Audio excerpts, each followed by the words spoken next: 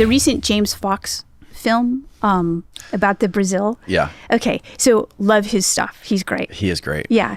So, and I talked to him, I don't know, about 10 years ago. We were at a conference and he said, so tell me about the religious aspects of this stuff, because I don't see that connection. And so, I kind of, at the time, told him a little bit about it. But this was 10 years ago he asked you that? Yeah, about 10 years ago.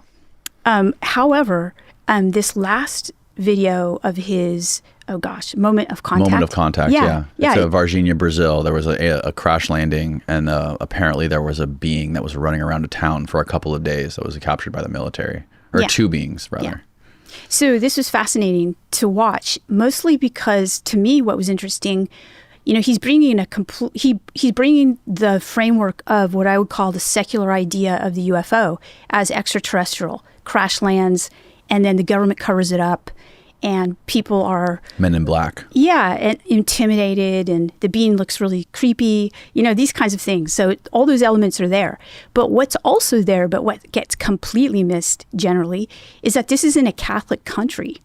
And the people that first see the being, they're like, what is it, a demon? It's not a human. So they identify it, and there's a lore to demons as well. And part of that lore is that they have cloven feet, and they have a really terrible smell like sulfur. And both of these are mentioned many, many times. They come up repeatedly in the video. And I'm thinking, if I ever see him again, I'll say, hey, you brought up a lot of the religious stuff. But of course, he didn't see it because he's coming from a secular framework. But a person trained in religious studies is going to see that. Or a Catholic is going to see that. Somebody who's very Christian, they're not going to miss that. Yeah, this kind of blew my mind when you told me this last night. You mentioned the clovis feet and the smell of sulfur. Mm-hmm. And so you're saying that this is talked about a lot in some of these Catholic texts? Yes. So I'm not saying that that's what it is, because I don't do that.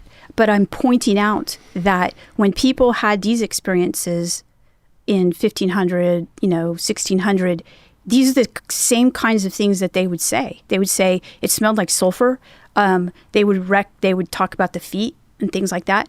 Now, there are a variety of different experiences that have patterns, historical patterns, but this is just one example. It's a wild example. And like I said earlier, there's really not that many documented cases of actual beings, right? Like this, mm-hmm. We're mostly used to seeing like these flying discs. Yes. There's a couple rare instances where there's beings that are witnessed and people that have encountered these things like in their living room or in their bedroom, but there's never been a case where there's been multiple witnesses seeing this thing that was actually taken by humans into captivity. Yes. There are examples though from Catholic culture of this happening.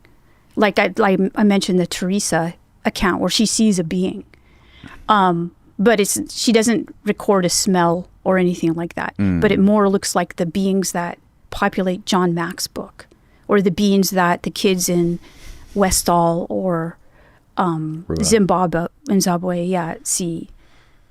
So there's an image of the thing. That's, I guess, in the newspaper. There was an illustration done by somebody in Brazil.